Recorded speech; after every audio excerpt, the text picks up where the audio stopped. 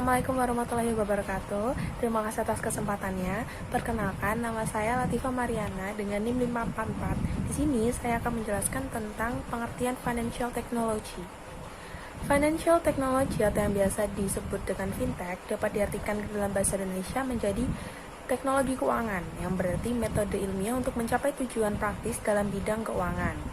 Nah, secara istilah, fintech dapat diartikan sebagai pemanfaatan perkembangan teknologi informasi untuk meningkatkan layanan di industri keuangan, atau juga dapat diartikan sebagai variasi model bisnis dan perkembangan teknologi yang memiliki potensi untuk meningkatkan industri layanan keuangan. Oke, selanjutnya saya akan menjelaskan hukum financial technology atau fintech. Nah, fintech sendiri sudah diatur oleh OJK dalam Peraturan Otoritas Jasa Keuangan POJK nomor 77 POJK 01/2016 tentang layanan pinjam-meminjam uang berbasis teknologi informasi. Aturan ini mengatur secara umum setiap jenis fintech, seperti fintech syariah dan konvensional. Nah, tadi kan ada fintech syariah. Nah, apakah boleh sih fintech syariah itu? Nah, boleh karena DSN MUI sendiri sudah mengeluarkan fatwa, yaitu pada Fatwa DSN MUI nomor 117 /DSN MUI /2 /2018 tentang layanan pembiayaan berbasis teknologi informasi berdasarkan prinsip syariah. Nah, dalam fatwa tersebut, DSN MUI itu menjelaskan fintech syariah merupakan penyelenggaraan layanan jasa keuangan berdasarkan prinsip syariah yang mempertemukan atau menghubungkan pemberi layanan atau investor dan penerima pembiayaan atau peminjam dalam rangka melakukan akad pembiayaan melalui sistem elektronik dengan menggunakan jaringan internet yang kegiatan bisnisnya itu tidak boleh bertentangan dengan prinsip syariah, yaitu harus terhindar dari riba, gharar, maisir, tadlis, doror atau bahaya, zoom atau kerugian salah satu pihak, dan haram. Jadi intinya fintech syariah itu boleh dalam Islam itu boleh selama tidak melanggar aturan yang ada dan sesuai dengan akad syariah. Assalamualaikum warahmatullahi wabarakatuh. Di sini saya akan menjelaskan tentang jenis-jenis fintech dan manfaat fintech. Yang pertama, jenis-jenis fintech ialah peer-to-peer, lending to crowdfunding. Peer-to-peer lending and crowdfunding dikatakan juga sebagai marketplace finansial. Platform seperti ini mampu mempertemukan pihak yang membutuhkan dana dengan pihak yang memberikan dana sebagai modal atau investasi. Biasanya, proses melalui P2P lending ini lebih praktis karena dapat dilakukan dalam satu online platform. Yang kedua, manajemen risiko investasi. Dalam jenis yang satu ini, Anda bisa memantau kondisi keuangan dan juga melakukan perencanaan keuangan dengan lebih mudah dan praktis. Jenis manajemen risiko investasi biasanya hadir dan bisa Anda akses melalui smartphone. Anda hanya perlu memberikan data yang dibutuhkan untuk bisa mengontrol keuangan Anda. Yang ketiga, payment, clearing, and settlement. Terdapat beberapa startup finansial yang sering menyediakan payment gateway atau e-wallet, yang mana kedua produk tersebut masih masuk dalam kategori payment, clearing, dan settlement. Yang keempat, market aggregator. Jenis fintech yang saat ini mengacu pada portal yang mengumpulkan beragam informasi terkait keuangan untuk disuguhkan ke target audience atau pengguna. Biasanya fintech jenis ini berisi sebagai informasi, tips keuangan, kartu kredit, dan investasi. Dengan adanya fintech, jenis ini diharapkan Anda dapat menyerap banyak informasi sebelum mengambil keputusan terkait keuangan. Selanjutnya, manfaat fintech. Membantu perkembangan perusahaan startup baru. Saat ini sedang bermunculan banyak perusahaan startup baru yang menciptakan produk inovasi di bidang fintech. Yang kedua, dapat meningkatkan taraf hidup. Bukan hanya untuk mendapatkan untuk perusahaan startup, namun fintech juga bisa meningkatkan taraf hidup serta daya beli masyarakat banyak. Yang ketiga, kemudahan layanan finansial. Sudah tidak perlu lalu ke ATM untuk transfer, karena melalui aplikasi yang fintech berikan, di situ terdapat opsi untuk transfer dan kita tidak perlu ke ATM. Yang keempat, membantu modal UMKM berbunga lebih rendah. Sebelum kemunculan fintech, mayoritas pelaku UMKM di Indonesia mengandalkan pinjaman bank untuk mendapatkan modal usaha. Di sini bisa dikatakan UMKM tersebut sangat terbantu. Karena kenapa? Bunga yang diambil ketika pinjaman uang akan lebih rendah ketika mengambil pinjaman pada aplikasi fintech tersebut. Sekian dari saya, terima kasih. Assalamualaikum warahmatullahi wabarakatuh. Terima kasih atas kesempatannya. Perkenalkan, nama saya adalah Fianto dengan NIM 2018-71056. Saya akan melanjutkan presentasi dari rekan-rekan saya yang berikutnya, yaitu contoh fintech syariah. Yang pertama ada Amanah, yang kedua ada Alami Syariah, yang ketiga ada Investri Syariah, yang keempat ada Dana Syariah, yang kelima ada Danaku Syariah, yang keenam ada Kaswa, yang ketujuh ada Dua Syariah. Berikutnya saya akan menjelaskan tentang pengertian dari crowdfunding syariah. Crowdfunding syariah adalah proses mengumpulkan sejumlah dana untuk sebuah proyek atau usaha oleh sejumlah besar orang yang biasanya dilakukan secara online dan tentunya harus sesuai dengan kepatuhan syariah. Sekian dari saya, terima kasih. Assalamualaikum warahmatullahi wabarakatuh. Terima kasih atas kesempatannya. Di sini saya akan menjelaskan mengenai hukum crowdfunding syariah. Seperti halnya jual beli, segala sesuatu yang dilakukan dengan landasan syariah harus memperhatikan beberapa hal yang sangat dilarang untuk dilakukan. Crowdfunding syariah harus memperhatikan beberapa hal yang dilarang, yaitu seperti adanya perjudian, seperti adanya bunga, ataupun adanya penipuan. Sehingga transaksi yang dilakukan sama-sama menguntungkan di kedua belah pihak dan tidak menghasilkan keuntungan yang diharamkan oleh ajaran Islam. Selama tidak mengandung 3 unsur tersebut, maka transaksi boleh dilakukan. Apalagi dalam Islam, crowdfunding dapat dikatakan sebagai suatu usaha untuk saling tolong-menolong sesama manusia. OJK atau Otoritas Jasa Keuangan telah membuat peraturan dalam POJK pada nomor 37 pada tanggal 31 Desember 2018 yang berisikan mengenai layanan urun dana melalui penawaran saham berbasis teknologi informasi. Dalam pembuatan peraturan ini, OJK mempertimbangkan beberapa hal, yaitu bahwa teknologi informasi telah digunakan untuk mengembangkan industri keuangan yang dapat mendorong tumbuhnya alternatif pembiayaan bagi dunia usaha dan media investasi bagi masyarakat. Poin kedua, bahwa Otoritas Jasa Keuangan perlu mendukung pelaku usaha pemula atau startup company untuk berkontribusi terhadap perekonomian nasional melalui penyediaan alternatif sumber pendanaan berbasis teknologi informasi. Dan pada poin ketiga, bahwa dalam rangka memberi kepastian hukum dan perlindungan bagi pihak yang terlibat dalam kegiatan layanan urun dana melalui penawaran saham berbasis teknologi informasi, maka OJK memberikan adanya peraturan.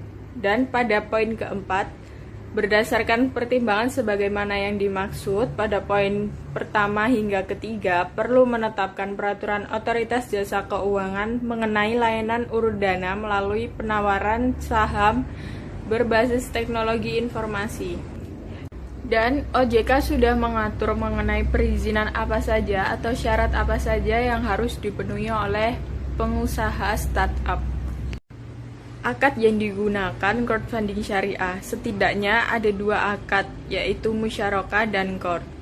Musyarakah, seperti yang kita ketahui, adalah akad kerjasama antara 2 pihak atau lebih untuk suatu usaha tertentu.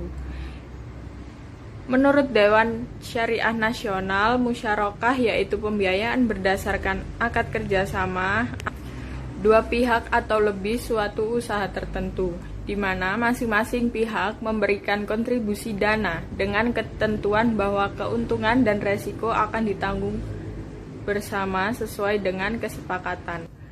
Dan yang kedua menggunakan akad qard. Terima kasih atas kesempatannya. Perkenalkan, nama saya Roshidatul Rohmah dengan NIM 565. Di sini saya akan melanjutkan presentasi dari kelompok saya mengenai manfaat dari crowdfunding. Istilah crowdfunding sangatlah populer bagi pebisnis online karena ada banyak manfaatnya. Yang pertama yaitu efektif dan efisien. Efektif dapat dilakukan di mana saja dan kapan saja asalkan ada jaringan internet. Dan efisien karena tidak perlu susah-susah untuk mengisi formulir secara offline. Semuanya sudah tersedia secara online. Dan yang kedua yaitu aman, karena perusahaan yang menjalankan layanan crowdfunding untuk masyarakat umum diwajibkan untuk mendaftarkan platform crowdfunding secara online sebagai penyelenggara sistem elektronik kepada Kementerian Informasi dan Komunikasi. Tidak hanya itu, perusahaan juga harus mendaftarkan ke OJK. Apabila perusahaan sudah berstatus diawasi oleh OJK, maka dapat terjamin keamanannya. Setelah itu, crowdfunding syariah ini juga menggunakan akad yang jelas, di mana akadnya itu si investor dapat memperoleh bagi hasil dari modal yang telah diinvestasikan, seperti itu. Dan selanjutnya yaitu manfaatnya mendukung perekonomian umat. Dengan adanya sistem pendanaan dari platform yang besar untuk pelaksanaan pendanaan dengan cara yang diperbolehkan syariat, memberikan banyak keuntungan bagi pengusaha, yaitu dapat mendukung dan memajukan perekonomian umat. Selanjutnya yaitu adanya transparansi data. Sesuai dengan ajaran Islam, sistem crowdfunding syariah mengutamakan penanaman sistem kejujuran dan tidak ada yang disembunyikan atau secara terbuka. Selanjutnya yaitu ada salah satu contoh crowdfunding syariah yang telah populer, yaitu wakaf hasanah, di mana wakaf hasanah ini merupakan produk yang dimiliki oleh Bank BNI Syariah. Wakaf hasanah ini merupakan metode pengumpulan dana wakaf dengan cara crowdfunding. Karena kemudahan dan akses melalui internet, bagi masyarakat yang ingin mewakafkan hartanya dapat melalui website wakaf hasanah dengan memilih nazir atau pengelola wakaf dengan proyek wakaf. Wakaf hasanah ini memfasilitasi masyarakat untuk berwakaf. Selanjutnya, dana yang sudah terkumpul akan disalurkan ke proyek-proyek yang produktif seperti komersial tower, rumah sakit, dan lembaga pendidikan. Terima kasih, sekian dari saya. Terima kasih atas kesempatannya. Di sini saya akan menjelaskan tentang payment gateway, merupakan gerbang atau portal pembayaran dalam layanan e-commerce yang memproses transaksi pembayaran. Payment gateway juga dapat diartikan sebagai bentuk transaksi dengan sistem online yang mengotorisasi atau memberi kuasa dalam proses pembayaran, yang biasa dilakukan oleh customer ketika mereka sudah memilih barang pada sebuah e-commerce. Selanjutnya mereka akan menuju pada proses memilih jenis metode pembayaran apa yang akan mereka lakukan. Dari situ payment gateway akan bekerja. Hukum dari payment gateway sendiri itu boleh selagi tidak bertentangan dengan Al-Quran dan Al-Hadis. Ada beberapa Al-Quran yang menjelaskan, seperti surah Al-Baqarah ayat 275 yang berbunyi Bismillahirrahmanirrahim wa Allahu bai'a wa harrama riba, yang artinya Allah menghalalkan jual beli dan mengharamkan riba. Dan selanjutnya ada surah An-Nisa ayat 29 yang berbunyi Bismillahirrahmanirrahim ya ayyuhalladzina amanu la taqulu amwalakum bainakum bil batili illa an takuna tijarata antar minkum, yang artinya hei orang-orang yang beriman, janganlah kamu saling memakan harta sesamamu dengan jalan yang batil, kecuali dengan jalan perniagaan yang berlaku dengan suka sama suka di antara kamu. Terdapat 3 pihak. Yang pertama ada penerbit, yaitu bank syariah. Yang kedua ada pemegang uang elektronik sebagai pemilik dana, dan yang ketiga ada e-commerce, yaitu penjual barang dan jasa yang menerima pembayaran dari pemegang uang elektronik. Pada Fatwa TSN nomor 16/2021 TSN MUI garing IX garing 2017 tentang uang elektronik syariah terdapat beberapa akad. Yang pertama ada akad wadiah, yaitu akad penitipan uang dari pemegang uang elektronik kepada penerbit, yaitu bank syariah. Yang kedua ada akad qard, akad pinjaman dari pemegang uang elektronik kepada bank syariah dengan ketentuan bank syariah harus mengembalikan uang yang diterimanya kepada pemegang uang elektronik. Yang selanjutnya ada akad ijarah, yaitu akad pemindahan hak guna atau manfaat atas suatu barang atau jasa dalam waktu tertentu dengan pembayaran atau upah. Nah, selanjutnya ada akad jualah, yaitu akad untuk memberikan imbalan atas pencapaian hasil yang ditentukan di suatu pekerjaan. Sekian penjelasan dari saya. Apabila ada salah kata, mohon maaf. Assalamualaikum warahmatullahi wabarakatuh. Assalamualaikum warahmatullahi wabarakatuh. Terima kasih atas kesempatannya. Perkenalkan, nama saya Syahwina Faiza Afifah dengan NIM 594. Nah, di sini saya akan menjelaskan tentang manfaat payment gateway dan beberapa contoh dari payment gateway. Nah, yang pertama, manfaat dari payment gateway yaitu keamanan bertransaksi.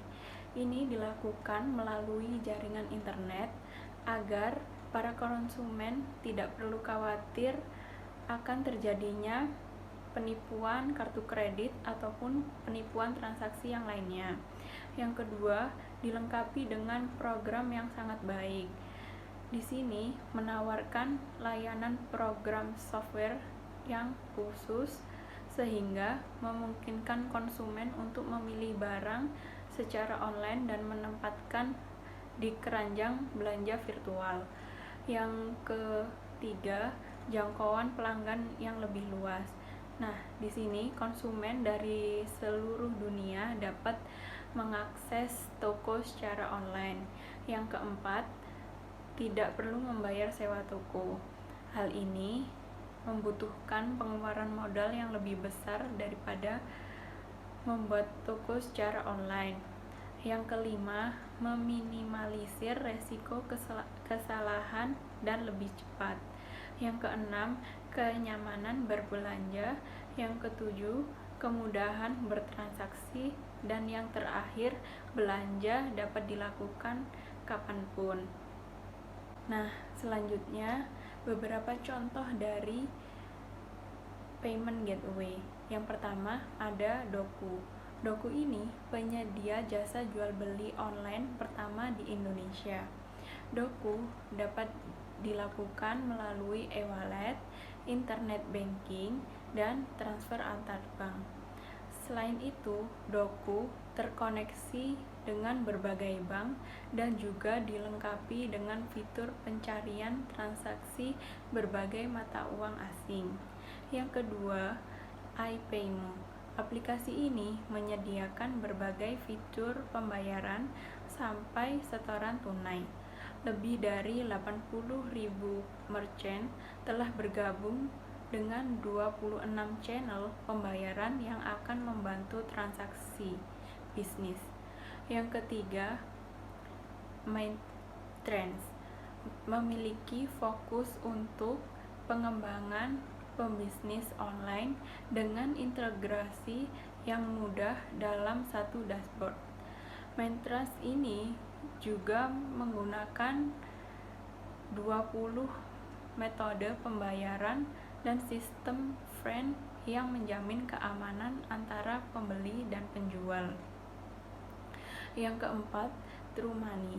Nah, TrueMoney ini berdiri di Thailand pada 2007 dan hadir di Indonesia pada 2015. TrueMoney ini layanan pembayaran elektronik, memiliki produk dan layanan pengiriman uang tanpa menggunakan nomor rekening bank, pembayaran tagihan ataupun cicilan, juga pembelian voucher elektronik. Yang kelima, Shendit. Shendit merupakan perusahaan vintage dengan visi sederhana, aman, mudah untuk melakukan e-commerce. Exchange dapat menerima pembayaran, mengirim uang, dan melayani sejumlah fitur transaksi keuangan lainnya. Terima kasih. Terima kasih atas kesempatannya. Perkenalkan, nama saya Mega Zaryani dengan NIM 596. Di sini saya akan menjelaskan peer-to-peer lending. Apa sih yang dimaksud dengan peer-to-peer lending? Yang dimaksud dengan peer-to-peer lending yaitu penerima pinjaman dan pemberi pinjaman. Penerima pinjaman harus warga negara Indonesia atau badan hukum Indonesia, sedangkan pemberi pinjaman dapat berasal dari dalam dan luar negeri. Perjanjian yang dilakukan ada dua, yaitu perjanjian antara penyelenggara dengan pemberi pinjaman dan perjanjian antara pemberi pinjaman dengan penerima pinjaman. Perjanjian ini harus dituangkan dalam dokumen elektronik yang isinya menjamin kejelasan transaksi dan akses informasi kepada pemberi pinjaman maupun penerima pinjaman. Selanjutnya terdapat hukum peer-to-peer lending. Fintech peer-to-peer lending menurut Fatwa Dewan Syariah Nasional Majelis Ulama Indonesia nomor 117 dibolehkan dengan syarat sesuai dengan prinsip syariah.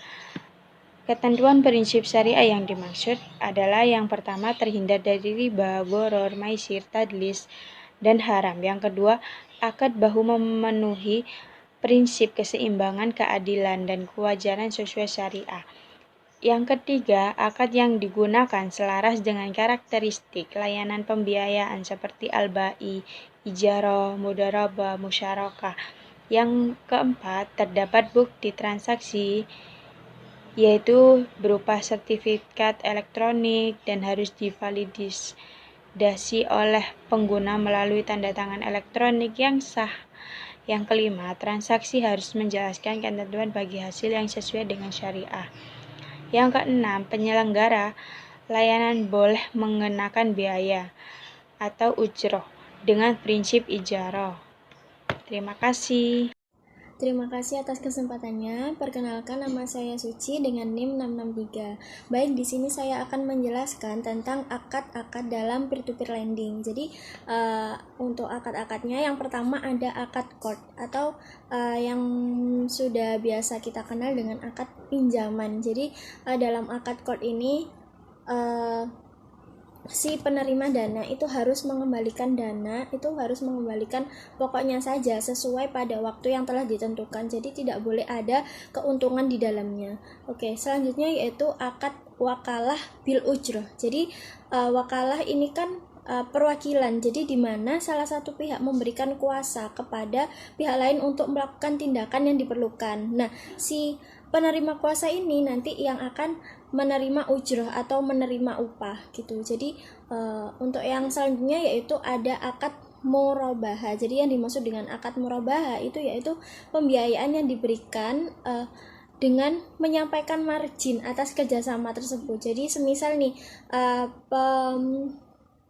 yang membutuhkan dana itu ingin menjalankan usaha, tetapi dia tuh ingin alat ini tapi dia tidak punya. Nah, dengan peer-to-peer lending ini nanti pihak yang mengurus peer-to-peer lending ini tuh bisa membeli di pihak lain. Nah, kemudian yang kekurangan dana ini bisa menyicil membayar melalui peer-to-peer lending ini gitu.